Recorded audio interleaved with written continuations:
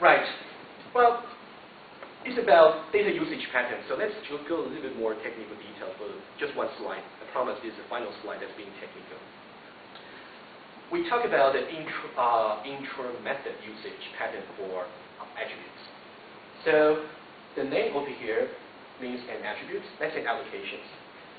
So I want to find out the depth use of this means definitions. Where do you change the allocation attribute?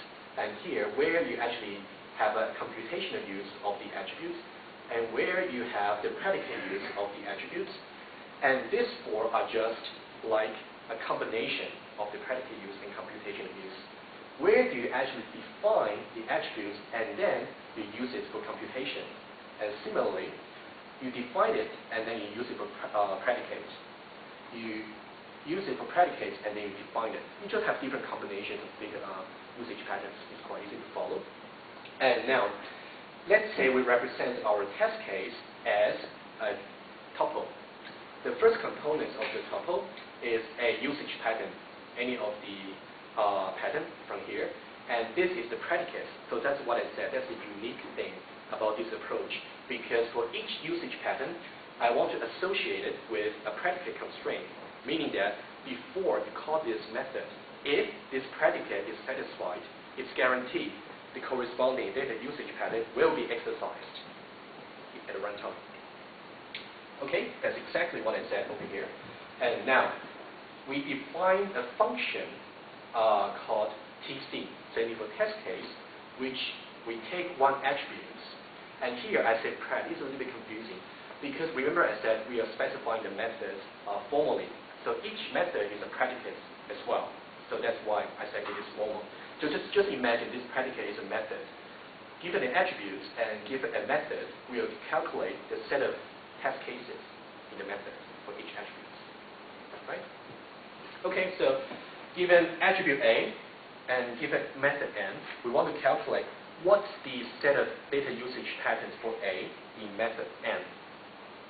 And each test case will be of the form of usage pattern and the corresponding constraint, as I just mentioned. Right? Let's see some concrete example. Now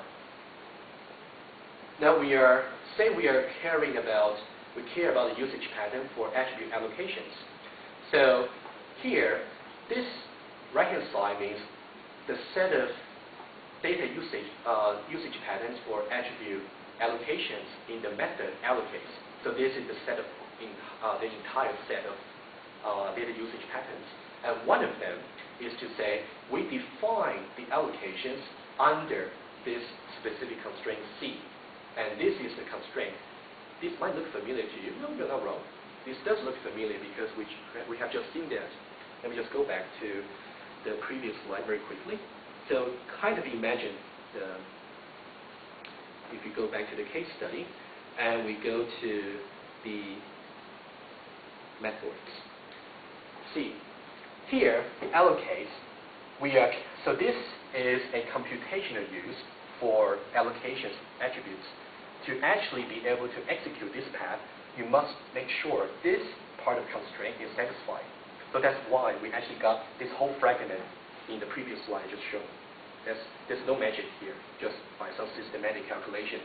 Also, because I said this is a predicate use for the same attributes, what should be the constraint for this usage pattern to be exercised?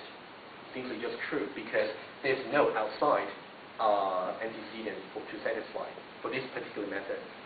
You can just call it, and then this will be exercised no matter what. Okay, that's no magic. So we have two data usage patterns for allocations. So one is the defined definition usage in the method allocates, and we have predicate use for allocations in the method deallocate. We have two different methods. So now, it is reasonable for us to consider what about some intra-method usage pattern. So we have some definition use in this method, and we have some predicate use in the same method for the same attribute. It would be very reasonable to compose both of them together. And once you compose both of them together, now it comes to the tricky bit. if you actually combine both of them together, so to say, this allocate method, if you want to demonstrate the depth usage for allocations, you must satisfy C, as we just seen before. And for allocations to be used for predicates, you must satisfy true.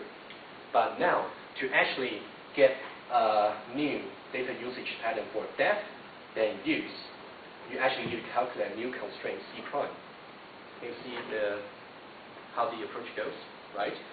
So how do we calculate C prime? So we have allocations, but now it's in the context of the composition of two methods, allocates and deallocates. So we have a C prime over here, and we have to make sure C is satisfied before allocate is called. So the corresponding depth can be executed, but in order to actually execute the predicate use in the deallocates, we're going to make sure after the modification of the state by allocates, this true is actually established. So this will actually will ask us to do the WP calculation. So WP stands for weakest precondition. I'm sure most of you are familiar with this. But for the details, please refer to the paper. But you get the idea. So now, as a recap, we have intra-method usage patterns in different methods. We do have a way to compose them together to get inter-method usage patterns by manipulating the corresponding constraints.